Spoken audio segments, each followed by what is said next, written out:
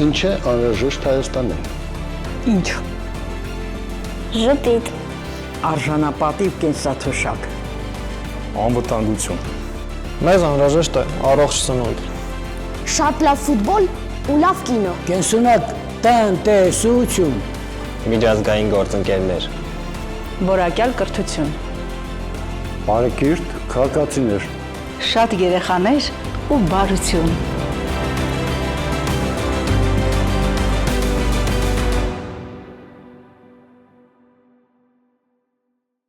Ըստ առողջապահության համաշխարհային կազմակերպության ճանապարհատրանսպորտային պատահարներից աշխարհում 24 վայրկյանը մեկ զոհ է լինում, տարեկան հատելով 1.300.000 ցուցանիշը։ 2021 թվականի տվյալներով զոհերի թվով Հայաստանը աշխարհում զբաղեցնում էր 65-րդ հորիզոնականը։ Ինչ վիճակ ունենք այսօր եւ ինչ առաջարկներ կան երթևեկությունը Հայաստանում առավել անվտանգ դարձնելու համար կպարզենք մեր փորձագետների հետ։ Եվ ներկայացնում եմ այսօրվա մեր մասնագետներին, վթարների մասնագետ Արտակ Խաչատրյանն է մեր հյուրը եւ փաստաբան Արտակ Խաչատուրովը։ Երևանի քաղաքապետարանի տրանսպորտի վարչության պետ Վազգեն Հարությունյանը եւ ներքին գործերի նախարարության ոստիկանության բարեկային ծառայության պետի տեղակալ Արման Չիլինգարյանը։ Բարև ձեզ պարոնայք, միանգամից կարճ ձեր տեղեկությունները այս տարվա եւ տարվա համեմատությունը նախորդ տարվա հետ, որից հետո կանցնենք արդեն առաջարկներին։ Խնդրեմ։ Վթարների մեծամասնությունը, այսինքն գերակշռող մասը լինում է մեծամասն վերադասավորումների արդյունքում, այսինքն վարորդները սկսում են մեկ այլ գոտուց մյուս գոտի վերադասավորվել, որի արդյունքում հենց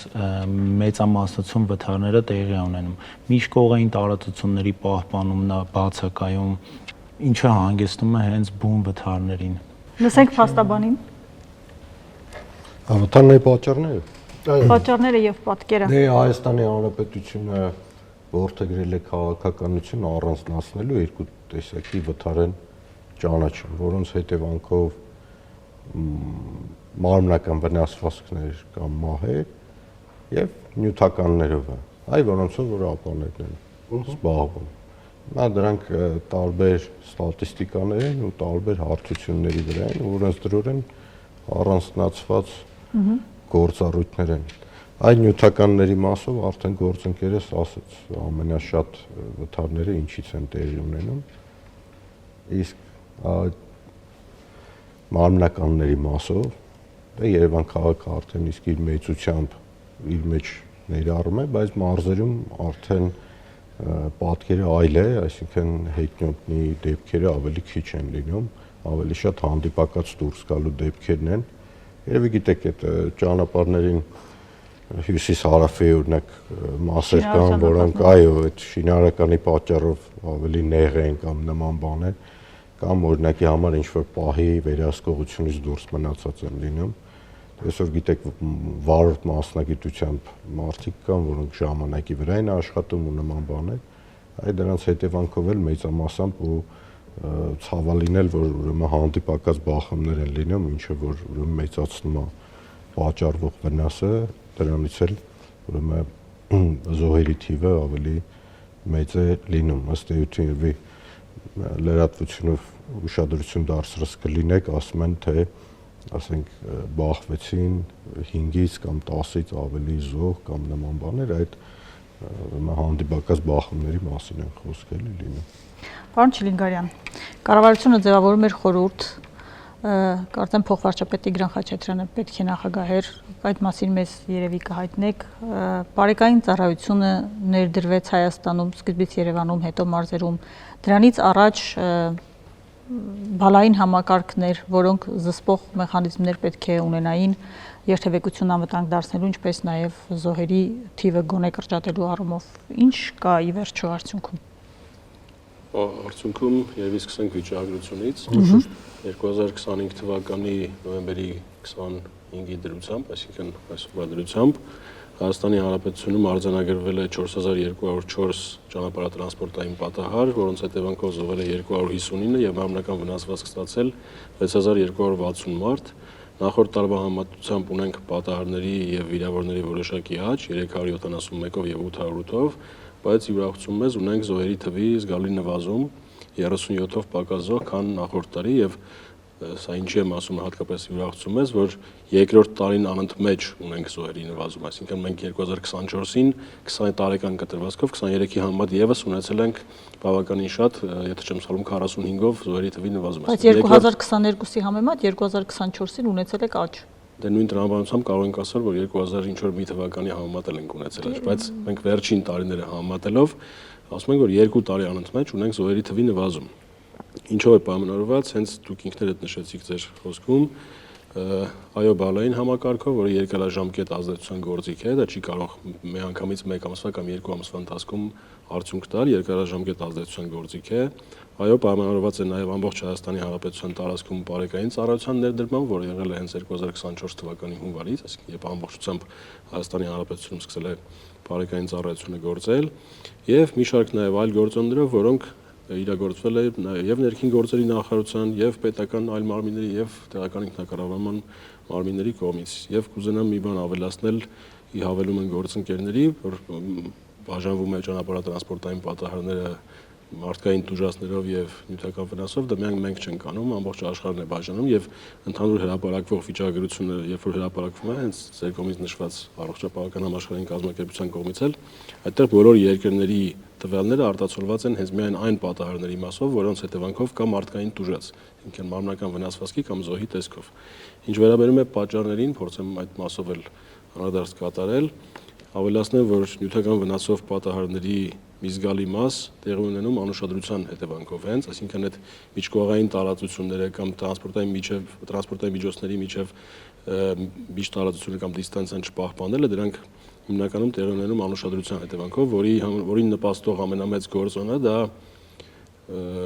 հեռախոսներից կամ այլ սարքերից օգտվելու հետևանքն է, որովհետև երբ մենք ուղղակի սովորական պայմաններում նայում ենք ուղիղ ճանապարհի վրա երկու տրանսպորտային միջոց, դանդաղ ընթացող երկու տրանսպորտային միջոց բախվում են իրար հետևից։ Այստեղ այլ ենթադրություն կամ այլ վարկած շատ դժվար է պատկերացնել, քան անուշադրությունն է, իսկ անուշադրության համար էլ գիտենք, որ ամենամեծ ազդող գործոնը դա հեռախոսով զբաղվելն է, երբ խոսելը այդքան չէ, ինչքան հաղորդագրություններ գրելը կամ որևէ այլ կերպ զբաղվել է։ Ինչ վերաբերում է մարդկային տուժածներով ճանապարհատրանսպորտային պատահարներին, ապա ինչպես ցույց է տալիս մեր վիճակագրությունը, այստեղ հիմնական պատճառները հանդիսանում է մարդկային գործոնը, այսինքն վարորդի կամ երթևեկության այլ մասնակիցների վարքագիծը, որը չի բխում սահմանված կանոններից։ Մասնավորապես գերազանցում են շատ երթևեկության սահմանված արագության ռեժիմը, չեն պահպանում, վազանցի կանոնների խախտումն է շատ դեպքերում պատճառ հանդիսանում, որի ընթացքում դուրս են գալիս հենց հանդիպակաց գոտի, բուն հենց հանդիպակաց գոտի դուրս գալը, չնախատեսված տեղերում մանևրներ կատարելը, այսինքն հետադարձ կամ ձախ շրջադարձ կատարելը, իսկ որպես առանձնահատկություն բերելով հետիոտնի վրա երթերի մասով, մեզ մոտ ամենամեծ պատճառը հետիոտնի կողմից ճանապարհային երթևեկության կանոնների խախտումն է, այսինքն չնախատեսված տեղերով ճանապարհը հատելը առանց համոզվելու դրա անվտանգության մեջ։ Պարոն Չիլինգարյան, իսկ նվազել է, իմ կարծիքով նվազած պետք է լինի այն սթափ, ոչ սթափ վիճակը, մի քիչ վարորդները ավելի ինքնակառավարող են դարձել։ Վերջին տարիներին էական փոփոխություն կա, որտեղ մենք մեր վարչարությունը եւս խստացրել ենք ոչ սթափ վարող տրանսպորտային միջոցների վարորդների նկատմամբ, եւ վերջին տարիներին կա փոփոխություն դրական փոփոխություն, բայց այնուամենայնիվ կան վարորդներ, որոնք դեռևս շարունակում են վարել ոչ սթափ։ Որը դա հերոսություն է համարվում, չգիտես ինչու։ Պարոն Հարությունյան, ձեր հասցեին կարծում եմ դուք քննադատություններին քաղաքապետարան ու Շուշով հետևում եք դատելով արձագանքներից։ Մենք շատ հաճախ ամեն օր չասեմ, բայց տեսնում ենք երթևեկության դասավորվածության փոփոխություն եւ այլն։ Ինչ եք անում դուք։ Փոփոխությունները միտված են մի բանի, որպեսզի Երևան քաղաքում երթևեկության հոսքերի անընդհատությունը ապահովի, ինչպես նաև հիմնական փոփոխության շարժառիթը դա Երևան քաղաքում ավտոբուսային առանձնացված գոտիների ներդրումն է, որտեղ Երևանի քաղաքապետարանը բազմիցս հայտարարել է, որ երթևեկության մասնակիցների նկատմամբ առաջնահերթությունը պետք է ունենա հասարակական տրանսպորտը եւ քաղաքապետարանը ամեն ինչ պետք է անի հասարակական տրանսպորտի որակի բարձրացման եւ ավելի լավ ծառայության մատուցման համար։ Եվ գրեթե բոլոր փոփոխությունների հիմքում ընկած են ավտոբուսային առանձնացված գծերի ներդրումը, որովհետեւ մասնավորապես օրինակով եթե բերեմ, ցանկացած փողոցում ավտոբուսի առանձնացված գիծ հատկացնելով երթևեկելի գոտիներից մեկը կրճատվում է։ Եվ բոլոր տիպի տրանսպորտային միջոցները շարունակում են սպասարկել մնացյալ երթևեկելի գոտիները, որը բերում է երթևեկության հոսքերի դանդաղման եւ մի շարք փոփոխություններ են անհրաժեշտ դրանց անընդհատությունը ապահովելու համար։ Մասնավորապես վերջին շրջանում բազմիցս տեսել եք մի շարք փոփոխություններ Երևան քաղաքի տարբեր փողոցներում եւ խաչմերուկներում, որոնք միտված են հենց հոսքերի անընդհատությունը ապահովելու մասով։ Այդ փոփոխությունները շարունակական են եւ գրեթե յուրաքանչյուր ամիս որոշ շաբաթ որոշ խաչմերուկներում տեղային լուծումներ են տրվում, որը բարելավում է երթևեկության որակը։ Հիմա ինչ է փոխել կոնկրետ օրինակով, եթե խոսենք Երևանի քաղաքապետարանին հարող հատվածում երթևեկության փոփոխությունները, մեքենաների արգելքը, տրանսպորտային միջոցներ, հանրային տրանսպորտին հատկացվող հատուկ տարածքներ, օրինակ այդտեղ ինչ խնդիր է լուծվել։ Օրինակը կբերեմ հետևյալ կերպ, որ ավտոբուսի առանձնացված գիծը ներդնելով Աբովյանի բուրակից հասարակական տրանսպորտը կարող է առանց խոչընդոտի առանձնացված գոտով երթևեկել մինչև Արգիշտի փողոց Հաղթանակ կամուրջ։ Եվ այս ամբողջ գոտում հասարակական տրանսպորտը երթևեկում է ավելի արագ, քան երթևեկության այլ մասնակիցները։ Սա հիմնական խնդիրն է, որը դրված է եղել լուծելու։ Բայց անհավասար պայմաններ չեն ստեղծվում հիմա վերջ։ Իհարկե, Երևան քաղաքապետարանը բազմիցս հայտարարել է, որ առաջնահերթությունը պետք է տա հասարակական տրանսպորտին, եւ դա ունի հստակ պատճառաբան, որովհետեւ տարեստարի Երևան քաղաքում ավելացող տրանսպորտային միջոցների քանակը արկա ճանապարհատրանսպորտային ցանցի պարագայում բերելու է խցանումների եւ խցանումների վիճակը օր-օրի ավելի է վատանալու։ Եվ դրա միակ լուծումը, ինչպես աշխարհի փորձն է, կայուն շարժունակության ապահովումն է, որի բաղկացուցիչ եւ առաջնահերթ մասներից մեկն է կազմում հասարակական տրանսպորտը։ Այսինքն քաղաքականությունը կանում է հետեւյալում, եթե չեք ցանկանում խցանման մեջ, կա այլ ընտրանք, որը երթևեկումը առանց խցանման։ Մարդիկ, ովքեր դժգոհություններն են հայտնում իրենք, ասում են օրինակ Մարաշից Երևանի կենտրոն գնացող տրանսպորտային միջոցը, եթե նախկինում 1 տարի առաջ, 1.5 տարի առաջ գալիս էր 10 րոպե 1, հիմա գալիս է 30-ից 40 րոպե 1, մեծ ավտոբուս եւ հնարավոր չի հասնել եւ պետք է բաց թողնել, սպասել եւս 40 րոպե։ Արդյոք այդ պայմանն ապահովված է, որպեսզի մարդիկ հոգնած չվարեն եւ հանրային տրանսպորտով արժանապատիվ երթևեկեն։ Ինչ վերաբերում է վերջից կամ հարցի պատասխանը, հասարակական տրանսպորտի որակին, այո, դեռ այն որակը չի, որը մենք պատկերացնում ենք։ Բայց զգալի փոփոխություններ արվել են եւ որակում փոփոխություններ արվել են։ Վերադառնամ ձեր ասած օրինակին։ Եթե նախկինում միկրոավտոբուսային երթուղիներ էին սպասարկում, դրանից հետո մեծ տեղատարողությամբ ավտոբուսային երթուղին նախագծվելիս 30 կամ 40 րոպե պարբերականությամբ հաճախում նախատեսված չէ։ Այսինքն երթուղին սպասարկող շարժակազմի թվականակը այնպես է ապահովված, որպեսզի պատշաճ 10-15 րոպե առավելագույնը սպասարկում իրականացնել։ Այո, ներկայումս կա նման խնդիր, ուշացումներ, եւ այդ ուշացումները պայմանավորված են երկու պատճառով իրականում։ Առաջինը Երևան քաղաքի խցանումները, որտեղ ավտոբուսային առանձնացված գծերը ոչ բոլոր տեղերն են ներդրված եւ այն բոլոր հատվածներում եւ փողոցներում, որտեղ չկա ավտոբուսի առանձնացված գիծ, հասարակական տրանսպորտը նույնպես հայտնվում է խցանման մեջ, որը բերում է ուշացումների։ Երկրորդը ավելի խնդիրը քաղաքապետարանի դաշտում է, այո, լինում են դեպքեր, չնայած վերջին շրջանում ուժեղ հսկողություն է իրականացվում եւ համեմատաբար նվազել են տվյալ դեպքերը, եւ ավտոբուսի անսարքության պատճառով սահմանված թվականակը երթուղում չի լինում։ Վերջին շրջանում գրեթե դրանք սկսել ենք բացառել, որպեսզի պատշաճ սպասարկում ապահովենք։ Այսինքն, եթե ես նշում եմ, աշխատանքները պետք է շարունակական լինեն, ուզում եմ մատնանշել, որ ավտոբուսի առանձնացված գծերը պետք է ընդլայնվեն Երևան քաղաքի բոլոր վարչական շրջաններում եւ դրա արդյունքում հասարակական տրանսպորտով երթևեկելը լինելու է ավելի արագ եւ ավելի անվտանգ։ Իսկ խոսակցությունները արդեն նախագիծ են, թե ինչ որ ներքին քննարկումների օղակում են, որ փոքր կենտրոնում մարդատար մեքենաների հոսքը կարող է արգելվել։ Ներկայումս դիտարկվում են սահմանափակումների տարբեր մեթոդներ։ Սահմանափակումները նոր չեն, որ Երևանի քաղաքապետարանը սկսել է կիրառել։ Սահմանափակումների օրինակներից էր նաև վճարովի ավտոկայանատեղի տեղական վճարի դրույքաչափի վերանայումը, սահմանափակումներից էր նաև բեռնատարների մուտքի ժամային սահմանափակումը Երևան քաղաքում եւ այո ներկայումս քննարկվում է եւ կա ձևավորված աշխատանքային խումբ, որի հաջորդ նիստում կներկայացվեն տարբեր առաջարկներ սահմանափակումների կիրառման մասով եւ աշխատանքային խմբի հավանության դեպքում դրանք կիրառվեն Երևան քաղաքում։ Սահմանափակումները տարբեր են, տարբեր մոդելներ են քննարկվում, վերջնական որոշումը լինելու պարագայում միանշանակ հանրության կտեղեկացվի դրա մասին, բայց սահմանափակում չկիրառելու այլ ընտրանք այլևս չկա, որտեղ բոլորս հասկանում ենք, որ հնարավոր չէ Երևան քաղաքի մասնավորապես փոքր կենտրոնի փողոցները ընդլայնել կամ շինարարական միջամտություն իրականացնել, իսկ տրանսպորտային հոսքերը նույնը թողելու պարագայում մենք օրեցօր ունենալու ենք ավելի վատ վիճակ, որովհետև եթե վերադառնանք վիճակագրական տվյալներին անգամ, նախորդ տարվա համեմատ Երևան քաղաքում հաշվառված տրանսպորտային միջոցների քանակը ավելացել է առնվազն 10,000-ով։ Եվ նմանատիպ աճի տեմպերը չեն կարող չբերել խցանումների։ Սպասեք ամանորյան նվերի, սակայն ես ուզում եմ մենք այնուամենայնիվ անվտանգության այլ տեսանկյուններ էլ ուսումնասիրենք։ Պարոն Չիլինգարյան, հայտնի է, որ ուրախություն, երբ նորագույն ավտոմեքենաներ են հայտնվում, սակայն քիչ չեն նաև ժամկետած հնամաշ այս մահվան ուրվականները, որոնք թևածում են քաղաքում եւ մերձ Երևանյան տարածքում եւ անկախատեսելի հետևանքներ կարող են ունենալ։ Ինչ կարելի է անել այս ուղղությամբ։ Տեսեք, քանի որ յուրաքանչյուր մարդ ինքն է ընտրում ինչով երթևեկել, այստեղ կա պետության տեսանկյունից մի գործոն միայն տրանսպորտային միջոցի տեխնիկական վիճակի գնահատումը։ Այսինքն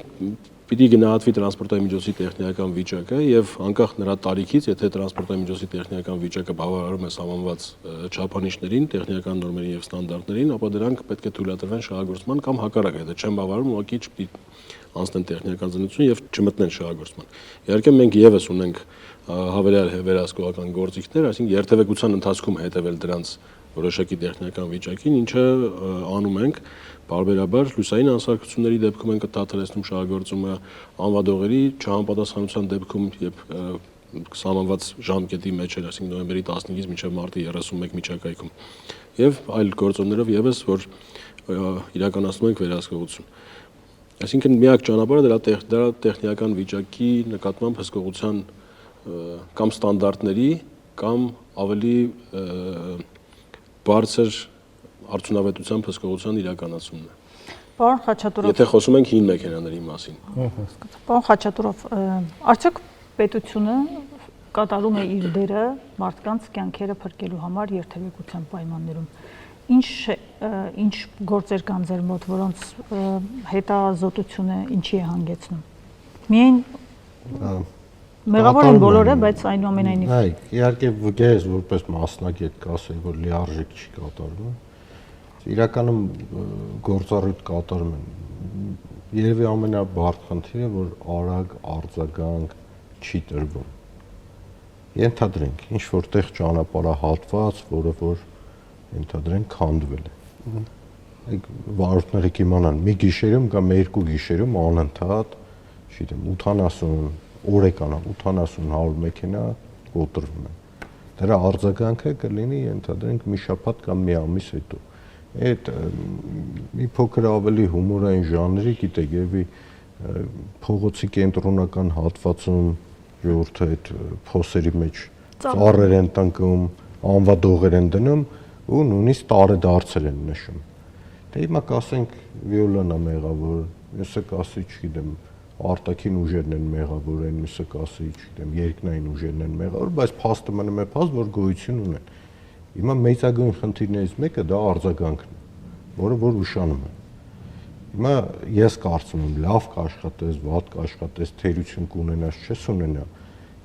այդ ամեն ինչը կարելի է ծածկել արագ արձագանքով։ Կա արագ արձագանք, ուրեմն կա տեսանելի աշխատանք, որը որ մարդիկ կտեսնեն, կգնահատեն։ Չկա դա, արդեն սկսում է այդ համակարգը փլուզվել, այսպես։ Հիմա ամբողջ խնդիրը, այո, աշխատանք կատարվում է, մասնագիտական առումով մեր պատկերացրած ծավալի չի կատարվում, ու միակ բանը դա բոլոր մարմիններին է վերաբերում, այ ոստիկանության առումով էլ, քաղաքապետարանի առումով էլ, չգիտեմ, կարող եմ նաև ասենք Երևան քաղաքից դուրս այլ համայնքների համար էլ ասեմ, ըստ էության շինարարություն նայեք մեծածավալ անում են, ենթադրենք ճանապարհաշինություն կամ եթե նկատած կլինեք, ասենք քաղաքից դուրս գնում եք ինչ-որ վայր, մի հատ ինչ-որ վտանգավոր հատված կա, 10 տարի հետո գնում ես, ամեն ինչ ստաբիլ իր տեղում, նույն վտանգավոր հատվածը։ Կարևորը որ հիշողությանդ մեջ պահպանվում է, որ այդ մասում զգույշ լինես, այդքանով շրջանցում անցնում ես օրինակի համար։ Այ դա հենց ուշացած արձագանքի մասին է խոսքը։ Եթե մի արագացվեր, ասում եմ, որակով, անորակ արդեն բավականին բացասական կողմեր կծածկվեր էլ։ Բայց հիմա մի քիչ հասարակությունն ավելի ակտիվ չէ, սոցիալական ցանցերում հրապարակում են այստեղ սա է, այստեղ սա է, պիտի ակտիվ լինի, դա պիտի պետական փլվել է եւ այլն։ Եկեք ձեզ մի մեխանիզմ ասեմ, էլի։ Բարեկային ծառայությանը ու նախկին նաեւ կառուցվածքային ծառայությանը միշտ հարցնում եմ, ասում եմ օրինակ աշխատակիցները ամբողջ օրը շրջագայում են, ինչու զեկուցագիր չեն գրում, որ այս ինչ հատվածում նկատել ենք նորմերին չհամապատասխանում, այս ում համար գրենք, ասում եմ, մի անգամ կազմակերպել ենք, ասենք լավ, 10 հատ գրեցիր, բայց եկեք ձեզ մի բան ասեմ, եթե ամեն բարեկային ծառայող օրական թակ մի հատ շաբաթական թակ մի հատիկ զեկուցագիր գրի, այս հատվածը որ իմ հսկողության տակ գտնվող տարածքում հայտնաբերել եմ էսի։ Ես ձեզ ասում եմ, դրա մեծ մասը վերաբերում են Երևան քաղաքին։ Դրա հասցեատերը Երևանի քաղաքապետարանն է։ Դուք էլ հարցրեք, տեսեք, քանի ուրեմն դիմում է եղել ու քանի արձագանք է եղել։ Հիմա դե այն հիմնարկն է, մեր պատկերացնում եմ, մենք որպես քաղաքացի, այն հիմնարկը մի քիչ այդ մասից հեռու է մնում, չգիտեմ ինչ պատճառներով, այն մյուս հիմնարկը հեռու է մնում։ Մենք որպես ակտիվ քաղաքացի առավոտից գիշեր այս զանգանել, սա նկարել, այնտեղ այսինչ փոսի ծնունդը նշել, այն ինչը անել։ Բայց պետական մարմինը ես ձեզ ընդհանրապես ամենապրիմիտիվ եղանակն եմ ասում, ինչպես կարող է խնդիրին Եվ քանի որ երկու կառույցներ կան, խնդրեմ։ Ամենատարական առանց ներդրում անելու ձևը։ Հիմա պետությունը ասեն կաբինետում նստած ասում է ինձ տեղեկացրեք, բայց քո տեսուչը որտեղ է քյաբապուտում, որ այդ խնդիրը չի տեսնում, չի տեղեկացնում։ Ես ինչով եմ պարտավոր դա անել։ Պատկերացումները այդքան էլ չեն համապատասխանում իրականությանը ու պարտադիր չի որ ձեզ ասեն որ զեկուցագիր են գրում, կա կոմունիկացիայի այլ տարբերակներ եւս։ Լուսաբանակ ասեմ, այսինքն պարտադիր չի թղթային եղանակով զեկուցագիր ներկայացնել։ Նույն բարեկային ծառայողները ունեն հրամանատարներ, իրենց հրամանատարների միջոցով բանավոր, եթե հենց այդ պահին է տեղի ունենում, ապա ռադիոկապի միջոցով կամ հեռախոսակապի միջոցով տեղեկացնում են։ Բացի այդ կա օպերատիվ կառավարման կենտրոն, որ սպասարկում է ամբողջ բարեկային ծառայության աշխատանքը օպերատիվ կառավարման կենտրոնի միջոցով եւ կառավարման կենտրոնն էլ իր հերթին արդեն համապատասխան պետական կամ տեղական ինքնակառավարման մարմնին փոխանցելու ճանապարհով, իսկ հրամանատարական կազմի միջոցով տեղեկացնելու դեպքում արդեն մեր միջոցով, բարեկային ծառայության ղեկավարության միջոցով, հիմա մեր հաղորդմանը ներկա է նաև պարոն Հարությունյանը եւ կփաստի, որ մենք բարբերաբար, եթե ոչ ամեն շաբաթ, ապա առնվազն ամսվա ընթացքում 2 կամ 3 անգամ նաև հանդիպումներ ենք ունենում Երևանի քաղաքապետարանի աշխատակազմի տրանսպորտի վարչության հետ, բարբերաբար հանդիպումներ ենք ունենում նաև տարածքային կառավարման եւ ենթակառուցվածքների նախարարության ու ճանապարհային դեպարտամենտի աշխատակիցների հետ եւ հավաքելով մեր ծառայողներից տեղեկատվությունը, բացի այդ ոստիկանությանը կազմում կա նաև առանձին ստորաբաժանում, ով հենց իրականացնում է մոնիտորինգ ճանապարհային երթևեկության կազմակերպման վիճակի նկատմամբ, նաև այդ ստորաբաժանման կողմից վերհանված խնդիրների վերաբերյալ ունենում են քննարկումներ։ Հաղորդման սկզբում դուք նշեցիք, որ հայո փոխվարչապետի գլխավորությամբ կա ստեղծված միջգերատեսչական աշխատանքային խումբ, որտեղ եւս քննարկում են նմանատիպ հարցեր, բայց արդեն ավելի գլոբալ մակարդակի։ Ինչ վերաբերում է արձագանքներին, ապա վերահանված խնդիրների զգալի մասը, որոնք մենք ենք վերհանում մեր աշխատանքի ընթացքում առօրյա, թե բարեկային ծառայողների կողմից կամ հենց առանձնացված ստորաբաժանման կողմից, դրանց լուծումը իրականում դուրս է մեր գործողությունների շրջանակից, բայց մենք առնվազն ոչ միայն փոխանցում ենք, առնվազն նաև հետևողական ենք լինում, բացի այդ, եթե կարողանում ենք գնահատել դրա լուծման ուղղությունները որոշակի, նաև ներկայացնում ենք առաջարկներ, թե ինչպես լուծել։ Այստեղ խոսքը չի վերաբերում միայն ճանապարհի ծածկույթի որակին, այսինքն որևէ փոսի կամ չգիտեմ քանդվածի կամ փլվածքի չի վերաբերում։ Այստեղ խոսքը վերաբերում է նաև ճանապարհային նշանների բացակայությանը կամ առհասարակ ճանապարհային երթևեկության կազմակերպման խնդիրներին, որովհետև փոխվում է ինտենսիվությունը երթևեկության, փոխվում են որոշակի տարածքներում տրանսպորտային հոսքերը, այսինքն եթե ինչ-որ մի ժամանակ հոսքերը պայմանականորեն ասենք մի փողոցից մյուս փողոց էին գնում, որոշակի փոփոխությունների արդյունքում սկսում են հակառակ ուղղությամբ ավելանալ հոսքերը կամ տեղափոխվել, եւ այդտեղ անհրաժեշտություն կա արձագանքելու։ Եվ մենք մեր վերահանած տեղեկատվության հիման վրա քննարկումների արդյունքում ներկայացնում ենք նաեւ առաջարկություններ եւ ըստ էության վերջին շրջանում կատարված փոփոխությունների մի զգալի մասը հենց այդ քննարկումների արդյունքում են ձևավորվել, իհարկե նաեւ յուրաքանչյուրս առանձին մեր տեսակետները պահպանելով։ Պարոն Հարությունյան, եւ արձագանք եւ նաեւ հարց, ինչու են ասֆալտապատվում փողոցները եւ այնքան ուշ են արվում գծանշումները, որ ասֆալտն արդեն քանդված է։ Նախ արձագանք սկզբից ես ենթադրում եմ ինֆորմացիան չի հրապարակում, դրանով է պայմանավորված նման կարծիք, որ արձագանքը ուշ է կատարվում կամ Երևան քաղաքում մշտադիտարկում չի արվում։ Նախ պետք է նշեմ նաև, որ մշտադիտարկում անգամ իրականացվում է վարչության աշխատակիցների կողմից եւ հավաքագրված տվյալները նաև քննարկվում է, ինչպես պարոն Չիլինգարյանը նշվեց, ամենանգամյա աշխատանքային քննարկման ժամանակ, իհարկե դրանք երբեք չեն բարձրաձայնվում, չեն հրապարակվում, ինչա քննարկվել հայտարարվում է մենակ առաջարկված կամ ընդունված փոփոխությունների մասով։ Ինչ վերաբերում է գծանշումներին եւ ասֆալտի հետ կապված, նախ ասֆալտբետոնե աշխատանքների մասով մեր համապատասխան վարչությունը իրականացնում է միջին նորոգման աշխատանքների ցանկ, պլանավորում է տարվա ընթացքում եւ ասֆալտբետոնե ծածկույթը դրա արդյունքում փոխվում են, ինչպես նաեւ ունեն ծրագրեր ճակալացման աշխատանքների եւ փոսերի վերացման, փոսալցման աշխատանքների մասով։ Սրանք ըստ համապատասխան կազմած գրաֆիկների իրականացվում են։ Այն փողոցներում, որտեղ որ իրականացվել են միջին նորոգման աշխատանքներ, գծանշումները հնարավոր է լինում կատարել ասֆալտի աշխատանքները ավարտելուց, ընդունելուց հետո։ Հակառակ դեպքում հնարավոր չէ իրականացնել գծանշման աշխատանքներ, քանի որ եթե ասֆալտի ծածկույթը չընդունվի, ասֆալտը քանդվելու է նորից։ Եվ հիմնականում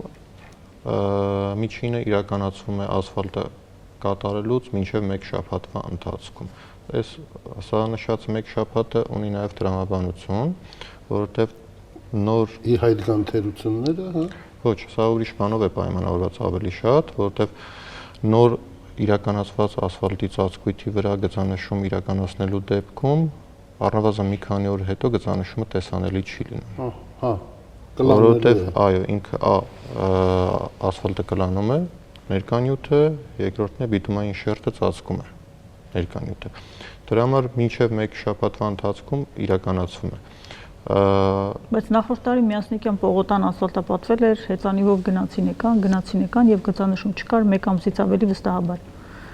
Ուրեմն աշխատանքները ընդունված չեն արել։ Բայց այդ ընթացքում դա խանգարում է վարորդներին ի վերջո, մինչև մեկը աշխատանքներն ընդունի, չգծանշված ճանապարհով երթևեկելը դժվար է։ Հնարավոր չի ընդունել, եթե աշխատանքների մեջ կա թերություններ։ Եվ այդ թերությունները պետք է վերացվեն։ Մասնավորապես ասֆալտի իրականացված շերտի հաստությունը բավարար չէ։ Մեր վարչությունը չի ուղիղ գործառույթով ասֆալտով կամ շինարարությամբ զբաղվում, բայց քանի որ մենք հաջորդ փուլին գծանշողն ենք, մենք հստակ հսկողություն ենք իրականացնում մեր գործընկերների հետ, երբ է ավարտվել, որպեսզի օր շուտ գծանշման աշխատանքները կատարվեն։ Եվ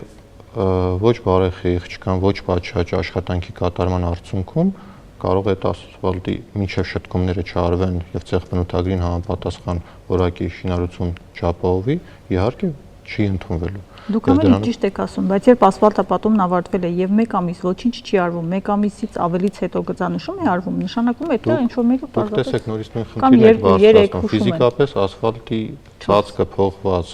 տեսնելը դա չի նշանակում, որ ցեղբնութագրին համապատասխան աշխատանք է կատարվել։ Նույն կերպ կարող է ասֆալտբետոնը ծածկը պատվել, բայց սահմանված հաստությունը չլինի։ Դա ինչ է նշանակում, ուրեմն ընդունող վարչությունը չի ընդունելու մինչև խնդիրը չշտկվի։ Եվ այդ շտկման process-ը կարող է տևել։ Ձեր ասած օրինակը կարող է դրանով է պայմանավորված եղել, որտեղ ես մանրամասն տեղյակ չեմ, որտեղ մեր վարչությունը չէ դրանով զբաղվում, բայց հիմք ընդունելով նախորդող փորձը, ուշացումները զուտ պայմանավորված են լինում այդ հանգամանքները, որ համապատասխան տեխնիկական բնութագրին կամ նախագծին շինարարություն իրականացված չէ, եւ մինչեւ չհամապատասխանեցվի եւ բոլոր թերությունները չվերացվի, աշխատանքը չի ընթանում։ Լսենք մի հատ մեր շահագործողներին, հետիոտներին եւ վարորդներին։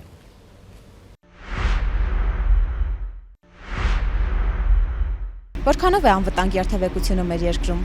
Ընդհանուր առմամբ եթե մենք գնահատենք անվտանգ լինելու առումով ինքը ամենաանվտանգ եւ ապահով հանգիստ երկրներից է։ Անփույթ շոֆերներից, անփույթ քշելուց, կարգ ու կանոնը չիմանալուց, ամենից է վթարը լինում։ Հիմնականում մեքենաների շատլն է։ Փորձություն քիչ ունեցող վարորդների անորակ քշելն է։ Ապահով է, ինչ է։ Շատ վատ է։ Կատարյալ չի, բայց իր մինուսներն էլ կա, պլյուսներ։ Այո, անվտանգ է։ Լուսացուցիչների աշխատումը ավելի ապահով ենք զգում, ես։ Ոչ, անվտանգ չի։ Նախ հարգանք չկա, եւ երկրորդը հարգանք չկա։ Մեքենաներն են շատացել, դրա համար էլ վթարները արդեն ինստինկտիվ շատանում է։ Եթե լավ վարորդի կհանդիպես ապով է, եթե մի հատ խուժանի կհանդիպես կարող վրայով բացնի գնա։ Ուղղակի ուշադիր պետք է լինեն, վարորդները պետք է պահեն, խիստ պահեն կանոնները, հետիոտն էլ պետք է ուշադիր լինի, օրինակ ես տեսել եմ նաև հետիոտն է խախտում։ Բայց տարօրինակ է, որ դրսում շատ խելոք ենթարկվում են այն կանոններին, որոնք թելադրվում է դրսի պետությունների կողմից, բայց մեր ներսում մենք չենք ուզում այդ նույն կարգ ու կանոնները ունենալ։ Պարոն Խաչատրյան, մինչև կարվի գծանշումներ, դուք ձեր առաջի խոսքում նշեցիք, որ վերադասավորումների հետևանքով վթարներ են լինում հիմնական։ Հիմա գծանշումներ չկան, որովհետև կա ասֆալտի որակ, վերահսկող վարչություններ եւ այլն։ Ինչն է խանգարում այդտեղ վարորդին։ Այնց այդ վարորդներին խանգարում է այնց գծանշումների բացակայությունը, որ իրենց կարծիքով, չգիտեմ, որտեղով ցանկանում երթևեկում են ու հենց այդ ընթացքում արդեն միջկողային տարածությունների պահպանումն է վերանում վարորդների մոտից, վթարների թվի քանակի ավելացում է նկատվում։ Նկատվում է նաև վթարների թվի ավելացում այն դեպքերում, երբ որ ասֆալտապատման աշխատանքներ են կատարում, ինչ-որ մի հատված կտրում են, վարորդն էլ գալիս է որպեսզի փոսից խուսավարի վերադասավորումը ու բախումները տեղի ունեն, այդ նյութական վնասների մասում է մեծամասամբ քաղաքային պայմաններում, իսկ արդեն, չգիտեմ, մայրուղիներում նման դեպքերը ավելի մեծ վթարներին հանգեցնում, քանի որ արագընթաց երթևեկություն է կատարվում։ Իսկ առաջարկս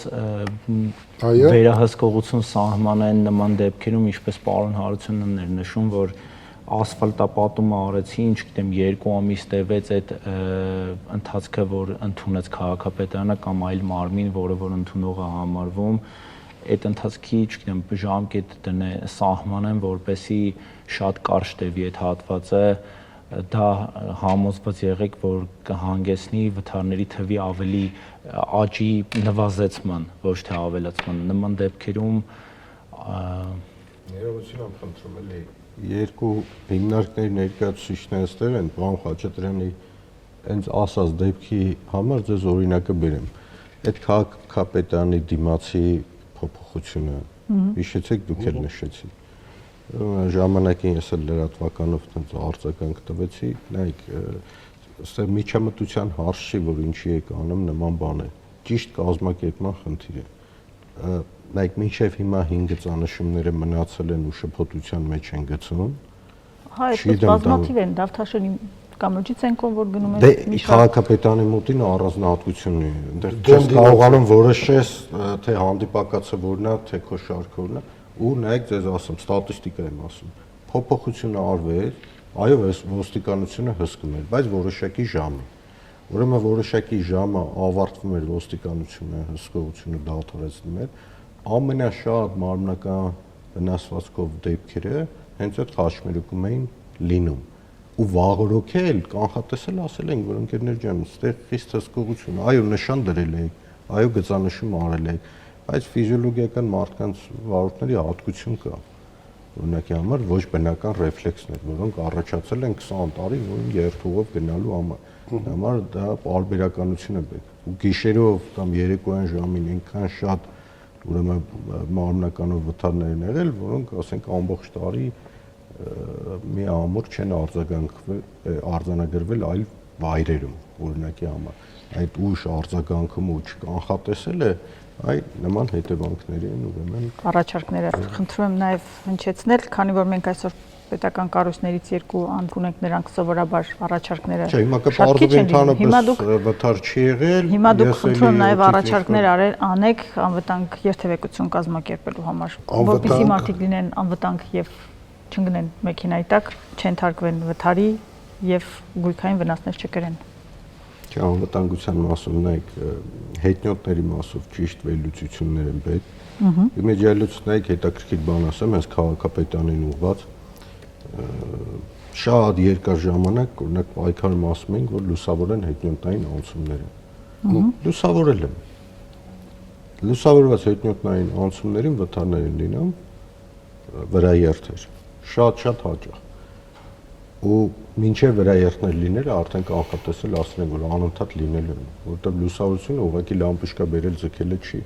Դա ճիշտ լուսավորությունը պետք է ապահովել, որ մինչև ուրեմն մայթից ոտք դնելը հետնյոտնը երևա վարորդի համար տեսանելի լինի։ Նաև կենտրոնական հատվածում տեսանելի լինի։ Այսինքն այդ երկու լամպոչկայի սկզբունքը դա ճիշտ բան չի աշխատում, ավելի լավ է մութ լինի, անդրադարձնող նշաններ լինեն, վարորդները ավելի զգոն լինեն, քան թե երկու լամպոչկա ձգես մարդը, այսինքն աչքի խապկանքը լինում հերվից գալուց ուրեմն հետնյոտնին չի նկատում, ամենաշատ դեպքերը դրանից են տեղի ունենում։ Անվտանգության համար նաև խստացումները բարեկային ծառայությունը վերջին ժամանակները շատ ողջունելի է։ Իհարկե մեր վարորդների սրտով չի քանակը, բայց արդեն անցել են ուրեմն տուգանքների, հետնյոտներին տուգանում։ Շատ տեղեր կան, շատ կարգապահ են, բայց օրինակ կենտրոնից ավելի հեռու տեղերում շատ անկարգապահ են լինում։ Օրինակ վրաերթերը հիմնականում կենտրոնից դուրս տարածքներում են լինում։ Աշխատանքները օրինակ այդ մասով բավականաչափ հետնյոտնի մասով արվում են։ Սա անվտանգության կոմպոնենտներից մեկը, սա մենք մենակ հետնյոտներից ենք էլի խոսում, որովհետև վարորդներին առաջին դարձ որ հարցնեք, ասում են հետնյոտներին հանեք ճանապարհից, բոլորս երջանիկ կլինենք, մենք մեր հարցերը կլուծենք, էլի։ Եվ հակառակը։ Ու ճիշտ եմ հիշում, որ աճա չէ նկատվում բանի ոստիկանությունը այո անընդհատ շաբաթական կամ 10 օրը մեկ ոնց որ պարբերականություն հրապարակում է բոլոր ուղղություններով, որոնք պատճառ են հանդիսանում ճանապարհատրանսպորտային պատահարների կամ դրանց ծանր հետևանքների կամ նպաստում են այդ բոլոր իրավախախտումների մասով մեր կողմից պարբերաբար հսկողությունը ուժեղացվում է, այսինքն պայմանական մեկ շաբաթ հետյոտնի մասով, մեկ շաբաթ վարորդների որևէ ամրագոտիների մասով։ Ու այսպես պարբերականությամբ լինում է նաև, որ միաժամանակ մի քանի ուղղություններով, բայց բոլոր այն ուղղությունները, որոնք կարող են նպաստել պատահարների կանխարգելմանը կամ ծանր հետևանքների նվազեցմանը, աշխատանքները ինտենսիվ իրականացվում են։ Հետյոտնի մասով մի հավելում անեմ։ Տեսեք, մի թյուր պատկերացում կա մեր հետյոտների մոտ, որ եթե կա հետյոտնային անցում, ուրեմն իրենն է ճանապարհը։ Բոլորը պետք է այդ պահին քարանան եւ իրենք պիտի հատեն ճանապարհը։ Ուզում եմ օգտվելով առիթից ասել, որ այդպես չի։ Ճանապարհային երթևեկության կանոնները բոլորի համար են սահմանում եւ իրավունքներ եւ պարտականություններ, եւ եթե նույնիսկ կա հետյոտնային անցում, հետյոտնը պարտավոր է ճանապարհը դրանով հատել, միայն համոզվելով, որ վարորդները կարողացել են իրեն զիջել, որովհետեւ վարորդը ամեն դեպքում գտնվում է տեխնիկայի ղեկին, եւ այդ տեխնիկան կարող է վարորդի կամքից անկախ պատճառներով հնարավոր չլինել կառավարել ու չկանգնել։ Հիմա ինչ մենք գնանք վտանգենք մեր կյանքը եւ ասենք որ վարորդն է ամբողջ մեղավոր։ Եվ ուզում եմ ասել, որ դա իրավական ակտի պահանջն է, այսինքն հետյոտնի այո կա անցում, հետյոտը պարտավոր է հատել անցումով, այո կա պարտականություն վարորդի համար, որ վարորդը պարտավոր է հետյոտնային անցումով անցնող հետյոտնի զիջել ճանապարհը, բայց եթե հաշվի ենք առնում, որ վարորդի ու հետյոտնի միջև կա տրանսպորտային միջոց, որը հնարավոր է, որ ինչ-որ մի պահ հնարավոր չլինի կառավարել, դրա համար սահմանվել է նաև հետյոտնի համար պարտականություն, որ այդ վայրով անցումամբ դու կարող ես հատել ճանապարհը, եթե համոզված ես, որ այդ անցումն անվտանգ է։ Ելնելով հեզ ձեր կոնտակտի մեջ են մտնում հետ, Նաև դա եւ համոզվելով որ կանգնել են բոլոր տրանսպորտային միջոցները, այսինքն գալ անցում եւ առանց աչ ու ձախ նայելու փորձել հասնել ճանապարհը կամ ավելին հեռախոսով խոսելով կամ կարճ հաղորդագրություն գրելով կամ որևէ տեսանյութ դիտելով անցնել չի կարելի ուղղակի։ Մեզանում դա ընդունված է, բայց պարոն Շիլինգարյան, խնդրում եմ ասեք, դուք մասնակցում եք քաղաքաշինական process-ներին, դիցուք մի ճանապարհի վրա նախատեսվում է մի հսկայական առևտրի կենտրոն, բայց ճանապարհային հոսքը մոտենալը եւ անվտանգ սարքելը այդ հատվածում նախատեսված չէ բոլորովին։ Տեսեք, օրենքներով Դուք կարող եք վետո դնել, ասել այստեղ չի կարող լինել նման բան։ Այսպես ասեմ, ամբողջությամբ վետո դնելու լիազորություն ոստիկանությունը չունի, բայց օրենքով սահմանված է մեր լիազորությունը հետեւյալ բովանդակությամբ, որ բոլոր այն կառուցապատումները կամ շինարարությունները կամ աշխատանքները, որոնք պետք է իրականացվեն ճանապարհի վրա, իսկ ճանապարհը հանդիսանում ոչ միայն բուն երթևեկելի մասը, այլ նաև մայթը եւ դրան հարակից պահպանման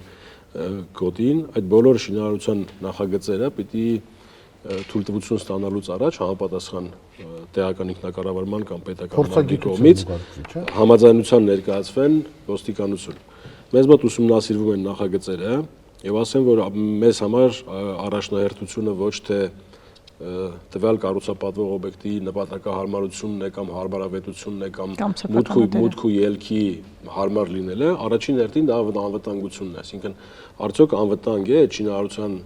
հետևանքով տվյալ ճանապարհահատվածը լինելու կամ փոփոխվելու անվտանգությունը որևէ ուղղությամբ։ Մենք առաջին հերթին նայում ենք անվտանգության տեսանկյունից, եթե դրա պահանջները բավարարում են, հաջորդը դիտարկում ենք արդեն երթևեկության վրա ազդեցության տեսանկյունից եւ տալիս ենք համապատասխան համաձայնություն կամ չենք տալիս համաձայնություն տալնել դրսևորվում է նաեւ որոշ դեպքերում որոշակի առաջարկություններով, օրինակ եթե կառուցում իրականացվում է, ապա ճանապարհի ելքը մուտքը ինչպես կառավարել, ինչ նշաններ տեղադրել, ինչ արագություն թույլատրել, ասենք այդ հատվածում, բացի այդ նաև շինարարության ընթացքում ինչ երթևեկության կազմակերպման ժամանակավոր միջոցներ կիրառել, որպեսզի լինեն անվտանգ։ Բայց ընդհանուր վետո, որ ասենք ոստիկանությունը կամ ներքին գործերի նախարարությունն ունի, ոչ, դա Պարոն Հարությունյան, ձյուն է գալու այս տարի եւս ինչպես է պատրաստվել քաղաքապետարանը, որպեսզի չունենանք վթարներ, մեջ անցած տարի ես հիշում եմ հակասությունը ներքին գործերի նախարարության եւ Երևանի քաղաքապետարանի, մասնավորապես քաղաքապետի միջև, երբ պատճառ բերվեց, որ այս չափ վթարների, խցանումների պատճառներից մեկը անվադողերն էր չփոփոխված, ներքին գործերի նախարարությունից արձագանքեցին, որ ընդամենը մեկ դեպք է արձանագրվել, այդպեսին կարծեմ 174 խախտման մեջ։ Ինչ է դինում եւ ինչ է սպասվում այս տարի, ինչու է այդպես լինում առհասարակ։ Մենք ամեն տարի միշտ խնդիր ենք ունենում, ով պատրաստ չէ։ Սահմանված կարգով Երևանի քաղաքապետարանը պատրաստվել է ըստ եղանակային պայմանների փոփոխությանը, մեր վարչությունը չի ուղղակի զբաղվում, բայց ըստ այդմ համապատասխան վարչությունները իրենց լիազորությունների շրջանակներում ամբողջը պետք է կատարած լինեն։ Ինչ վերաբերում է եղանակային պայմանների փոփոխությանը, այո, եղանակային պայմանները զգալի ազդեցություն ունենում են Երևան քաղաքում խցանումների վրա եւ ոչ միայն պարտադիտությունը, այլ նաեւ որոշ չափով անձրևը։ Այս վերջերս հատկապես վերջին տարիներին ձեր բախտից երևի չգիտեմ։ Ուղիղ ազդեցություն ունենում է։ Իհարկե դա պայմանավորված է վարորդների զգուշությամբ, որը բերում է երթևեկության հոսքերի դանդաղման։ Եվ փոփոխությունները նաև ապահովագրության ծառայության հետ օգտվելիս, որ 15 րոպե գերազանցելու պարագայում տուգանքներ են սահմանվելու եւ այլն։ Ինչ կասեք դուք այս մասին, պարոն Խաչատրյան։ 20 րոպե փոխել են երևի նախագծով, ես չեմ հետևել։ 20 րոպե սահմանված, այդիս հատուցումների դեպքում այսքան միջև Երևան քաղաքում միջև 400,000 դրամ ու ասված ծրագրով լրացնելու կամ թղթային տարբերակով միջև 100,000 դրամ լրացնելու դեպքում սահմանված, երբ որ վարորդներից մեկը մեղավորություն ընդունում է, շատ արագ որպեսի կազմակերպեն մեքենաները հեռացնեն, բայց միջև այժմ դրա փոփոխություն ես որ չեմ նկատել, որովհետև այսօր մեքենաները, չգիտեմ, նոր մեքենաները չինական բոլորի կարծիքով իրենց վնասը շատ է ու իրականում վնասը շատ է, մինչև 5 տարեկան մեքենաներինը գնահատվում է, այսինքն սերվիզի գնով, կարող է 1-2-5 դեպք կա, եւ բարձրացված։ Ընդհանուր այդ համակարգը Հիմա դա աշխատում է, թե չի աշխատում, լավ, մեկը չի գնում, մյուսը չի։ Առաջարկություն։ Չէ, նայեք, մենք պրոֆեսիոնալ ենք։ 20 րոպեից հեռանում են։ Մենք իրար գտնենք, պայմանավորված գանք բախվենք 20 րոպեում կլրացնենք, բայց այնտեղ 20 րոպեում մարդիկ հազիվ ասում են իրար ծանոթանալ, շփվել, բարձրացված ստանդարտին է։ Օրենքի հիմնական էությունը կայանում է մարդկանց վարքագծի փոփոխության վրա ազդեցություն ունենալը։ Հիմա ազդեցություն ունի թե չունի։ Ունի որոշակի։ Երկրորդ ինքը իրականում ազդում է, ինչպես մեր գործընկերը նշեց, երկու տեսակի, ոչ թե երկու տեսակի, այլ երկու եղանակով ավարտվող այդ ձևակերպումների մասով։ Մեկ, երբ կա վարորդների համաձայնությունը եւ վնասի չափը չի գերազանցում որոշակի շեմը, Երևանում 400, մարզերում 200 կամ թղթային ձևակերպումների դեպքում 100,000 դրամ երկու դեպքում էլ, մարզերում էլ Երևանում էլ։ Եվ երկրորդ ավարտվողը, երբ որ երկու վարորդներ ուղղակի պայմանավորվում են, որ չեն դիմելու ապահովագրական ընկերությունները եւ հատուցում չեն ստանալու, այսինքն իրենք իրենց միջև են պայմանավորվում։ Այս օրենքի ազդեցությունը տարածվում է միայն այս երկու դեպքի նկատմամբ։ Եթե վարորդները ունեն անհամաձայնություն մեղավորության մասով կամ իրենց պատկերացման վնասի չափը գերազանցում է Երևանում 400 կամ մարզերում 200,000 դրամը, ապա այս դեպքում իրենք դիմում են ոստիկանության ձևակերպման, այսինքն 20 րոպեի պահանջը դա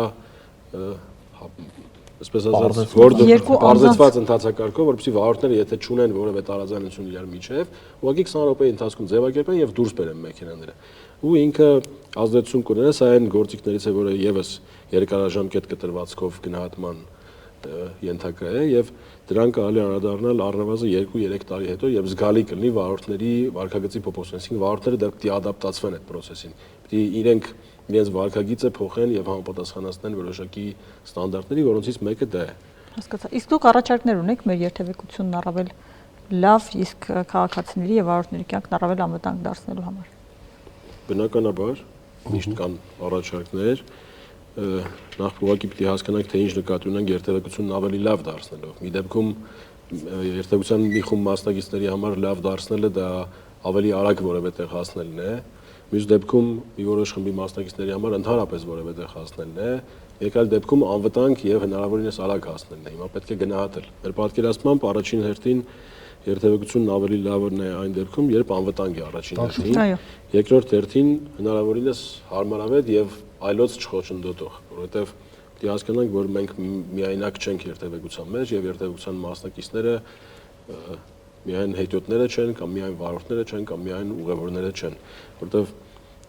տեսեք, մենք ինչքան էլ հիմա խոսենք, առաջին հերթին խոսում ենք վարորդների կամ միգուցե նաեւ հետիոտների մասին, բայց մոռանում ենք, որ կան ուղևորներ, այդ թվում հասարակական տրանսպորտի ուղևորներ, ովքեր թվով վստահաբար ավելի շատ են, քան երթևեկության մեջ գտնվող մյուս տրանսպորտային միջոցների ուղևորները կամ վարորդները հանրագումարում։ Հետևաբար պետք է առաջին հերթին լինի անվտանգ, իսկ անվտանգության ապահովելու տեսանկյունից մոտեցումները մի քանիսն են, հենց առանձին դիտարկել ընդհանրապես ճանապարհային երթևեկության անվտանգության բոլոր բաղադրիչները։ Դա ճանապարհն է, դա ճանապարհային կահավորանքն է, դա մարդն է, որպես երթևեկության մասնակից եւ երթևեկությանը մասնակցող տրանսպորտային միջոցը եւ վերջինը դա միջավայրը, որտեղ իրականացվում է։ Եվ այդ բոլորի հանրագումարի անվտանգության դեպքում է, որ հնարավոր է ունենալ ընդհանուր առմամբ անվտանգ ճանապարհային երթևեկություն։ Մարդկանց մասով առաջին հերթին պիտի հորդորենք, որ մեր քաղաքացիները հույսը չդնեն միայն տեխնիկայի կամ մեկ այլ վարորդի հնարավորության վրա կանխելու պատահար։ Այսինքն առաջին հերթին մենք ինքներս պիտի մեր գործողությունները համապատասխանեցնենք յուրաքանչյուրս մեր մասով օրենքի պահանջներին, օրինակ հետիոտնը չհատի ճանապարհը այնտեղում, որտեղ դա արգելված է կամ չի թույլատրված, հույս ունենալով, որ այնուամենայնիվ բոլորը կհասցնեն իրենց իջել կամ ինքը կհասցնի սպրտել, չգիտեմ, արագ մոտեցող տրանսպորտային միջոցների միջով։ Վարորդների մասով եւս եկեք վարորդական իրավունքից էլ պահպանել ճանապարհային երթևեկության կանոնները, որովհետև պատահարի դեպքում միայն վարորդը ինքը չէ, որ կարող է տուժել, կարող են տուժել նաև իր ուղևորները, կարող են տուժել հետիոտներ, կարող է տուժել պատահաբար այդ վայրում գտնվող որևէ մեկը, չասեմ, ասենք դիմացի մեքենայում գտնվող ինչ որ մեկը, ով ընդհանրապես կապ չուներ, ոչ այդ մեքենայի հետ, ոչ էլ մյուս մեքենայի վարորդի հետ, այսինքն սովորական ուղևոր էր, ով հանրային տրանսպորտով երթևեկում էր։ Ճանապարհների անվտանգության մասով էլ կան բնականաբար վերջին տարիներին եւս կատարված զգալի աշխատանքներ, բայց այդ առումով պիտի այդ աշխատանքները իմիջիալոց դրանք չեն ավարտվում երբեք։ Հնարավոր չի ինչ որ մի ժամանակ ասել, որ մեր ճանապարհները իդեալական անվտանգ են կամ մեր վարորդները իդեալական անվտանգ վարորդներ են։ Դրանք մշտական աշխատանք է, որի ուղղությամբ պարբերաբար եւ մշտապես աշխատանք իրականացվում է եւ միշտ կա զարգացման եւ նոր մոտեցումների տեղ։ Շատ լավ, պարոն Հարությունյան, դուք ունեք առաջարկներ։ Մեր առաջարկների մասին մենք առաջարկները կյանքի են կոչում, ինչպես նաև հայտարարում ենք դրա մասին։ Ինչպես պարոն Չիլինգարյանը նշեց երթևեկության մասնակիցների մասով, պետք է նշեմ, որ կատարված փոփոխությունները, ինչպես նաև որոշ չափով առնչվում են նաև անվտանգությանը, մասնավորապես ավտոբուսի առանձնացված գծերի ուղիների ներդրումը ինքնին բերում են հասարակական տրանսպորտի երթևեկության անվտանգության բարձրացմանը, քանի որ դրանք շարունակում են երթևեկել առանձնացված գծերով եւ երթևեկության այլ մասնակիցների հետ շատ չեն խաչվում, այսպես կոչված։ Ինչպես նաեւ մի շարք փոփոխություններ Երևան քաղաքում, որոնք որ կատարվում են տարբեր խաչմերուկներում եւ փողոցներում, դրանք նույնպես միտված են երթևեկությունը ավելի անվտանգ դարձնելու եւ որպես անվտանգության հետ գործիք անվտանգության բաղադրիչ պետք է նշեմ նաև Երևան քաղաքում իրականացված գծանշումների որակի փոփոխությունը, մասնավորապես վերջին տարիներում մի շարք փողոցներում լայն կիրառվեց ներկանյութի պլաստիկ եւ թերմո եւ սառը պլաստիկ տեսակները, որոնք իրենց լուսաանդրադարձնելությամբ եւ իր որակով ավելի երկար են ծառայում եւ ապահովում են ճանապարհային երթևեկության կանոնները ավելի տեսանելի։ Ով է ասել, որ փողոցներում է։ Իհարկե։ Միասնիկյան։ Միասնիկյան։ Այո։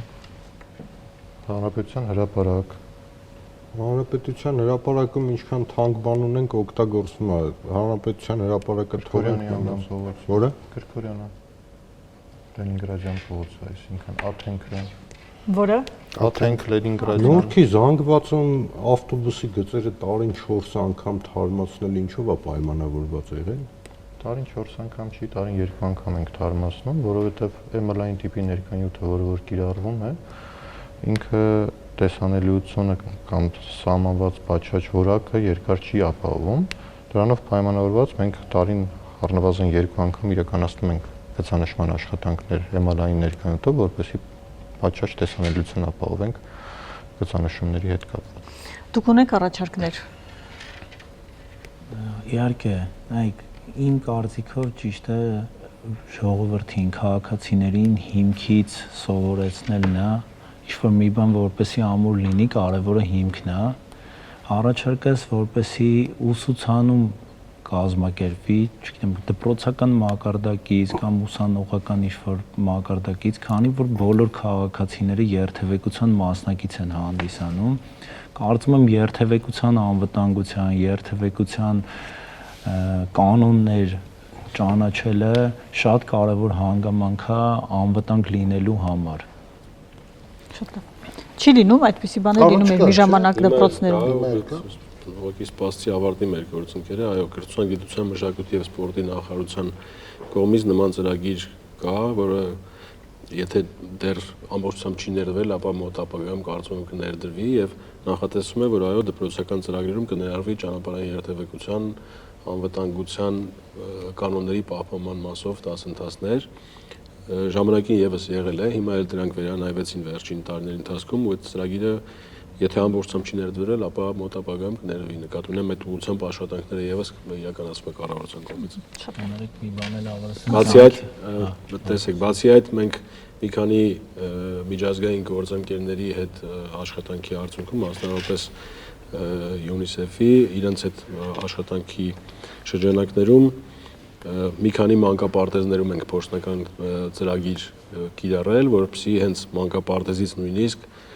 մեր երեխաներին կարողանանք որոշակի ճանապարհային երթևեկություն բնականաբար այն չափով, ինչքան որ դա երեխաներին հնարավոր է հասցնել եւ իրենց մասով, բայց փորձել ենք կառուցել դա էլ ենք արել, բայց փորձել ենք նաեւ դրա ճանապարհով հակառակ ազդեցություն ստանալ, այսինքն երեխաների միջոցով ծնողներին հասցնել այդ տեղեկատվությունը, շատ լավ գաղափար է։ Շատ լավ երեխաները հենց ուսումնական այդ ձեռնարկները պատրաստված է եղել այնպես, որ ծնողները ստիպված լինեն իրենք դա սկզբից կարդալ, հետո երեխաներին սովորեցնել, թե ոնց պիտի երեխաները իրենց թույլ չտան, ասենք, ճանապարհը հատել այլ տեղով։ Ուզում ասել, այդ փորձնական պիլոտային նաև ծրագրերը այդպես իրականացվել է եւ կարծում եմ այդ ծրագրերի արդյունքը գնահատելուց հետո միգուցե նաև արդեն նաև մանկապարտեզներում բոլոր կներդրվի արդեն մշտական որպես դասընթաց երեխաներին ուսուցանելու։ Հա, հետո լավ զբաղեցնելու բան է։ Այո, շատ ակտիվ մասնակցություն, թաղամաս, ազդեցություն, քանի որ վարորդների թվականակը ավելանում է, հենց մեքենաների աճը դրանով է միտված, ու ինչով են վարորդները միջև վարորդ դառնալը գնում են ավտոդպրոցներում սովորում են այն հանգամանքը, որ ոնց անեն, որ քննություն տան վարորդական վկայական ստանալ, ոչ ավել ինչ-որ մի բան, բայց ինչպես նշեց պարոն Չիլինգերյանը, շատ լավ միտք է, հենց դպրոցական ու այդ տարիքից մարդկանց սերտան, դա իհարկե, որպեսզի իրանց մեջ նստեցվի այդ ամենը, կանոնների տիրապետումը, որը որ հենց կհանգեցնի ուղևորին, չգիտեմ, ճանապարհով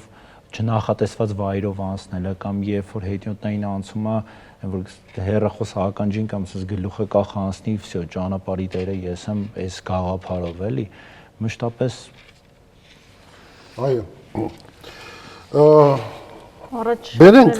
իմի բերենք, հատկապես որ դրանք այսօր շատ չեն, այո։ Մի անգամից ասեմ, խցանումը այստեղ եւս կար, այո։ Վերահսկողություն սահմանել ժամկետների նույն ճանապարհների կահավորման հետ կապված, երբ կատարվում են վերանորոգման աշխատանքներ, ճիշտ վերլուծություն կատարել, նաև հետիոտնին վերաբերող, ճիշտ լուսավորել այդ անցումները։ Դե վերջինը, որը կարծեմ բոլորը լավ ընդունեցին, նախադպրոցական եւ դպրոցականների մոտ ուսուցումը, գտնել ակտիվ միջոցներ, դրանց դարձնելով թե վարորդ, թե հետիոտ եւ իրավունքների իմացություն եւ ճանապարհատրանսպորտային կանոնների պահպանում։ Եվ եթե ընդհանուր իմի բերեմ այստեղ անվտանգությունը, հարմարավետությունը, այլոց չխոչընդոտելը, երթևեկության մաս կազմող բոլորի այս ամենը եթե մեկ բառով ամփոփեմ, ապա պետք է իրազեկված լինել յուրաքանչյուրը իրենց իրավունքների մասին եւ հարգել մյուսների իրավունքը։ Եվ հույսը չդնել նաև տեխնիկայի վրա կամ մեկ այլ վարորդի վրա, այլ ինքդ քո իրավունքների եւ պարտականությունների սահմաններում իրականացնես ակետից բեկետ քո տեղափոխվելը։ Իսկ հիմա լսենք արհեստական բանականությունը, ինչը առաջարկում արհեստական բանականությունը Հայաստանում երթևեկությունն առավել անվտանգ դարձնելու համար։ Հայաստանում անվտանգ երթևեկություն ապահովելու համար անհրաժեշտ է պահպանել մի շարք հիմնարար սկզբունքներ։ Նախ պետք է ապահովել ճանապարհների եւ երթևեկողների հստակ ու տեսանելի նշանավորումը, ինչպես նաև խթանել կարգապահ վարքագիծը վարորդների շրջանում։ Կարևոր է իրականացնել արդյունավետ թրաֆիկային վերահսկողություն եւ պարբերաբար իրազեկել վարորդներին ու ուղևորներին անվտանգության պահանջների մասին։ Բացի դրանից, պետք է զարգացնել համապատասխան ինֆրակառուցվածքը, ստեղծել օրակյալ պայմաններ եւ իրականացնել անհրաժեշտ կանխարգելիչ միջոցառումներ։ Շնորհակալություն։ Շնորհակալություն։ Այն ինչի մասին մենք խոսում ենք։ Այո, բնականաբար համաձայն էր եւ նոր հեծանիվ չէր հորինել այս պարագայում արհեստական բանականություն, չնայած դա հեռու չի իրենից։ Շնորհակալություն ընկերներ մեր քննարկումներ։ Եղեք անվտանգ։ Ինչ է անհրաժեշտ Հայաստանին։ Ինչ։ Ժպիտ։ Արժանապատիվ կենսաթոշակ։ Անվտանգություն։ Մեզ անհրաժեշտ է առողջ սնունդ։ Շատ լավ ֆուտբոլ ու լավ կինո։ Կենսունակ տնտեսություն։ Միջազգային գործընկերներ։ Որակյալ կրթություն։ Բարեկիրթ քաղաքացիներ։ Շատ երեխաներ ու բարություն։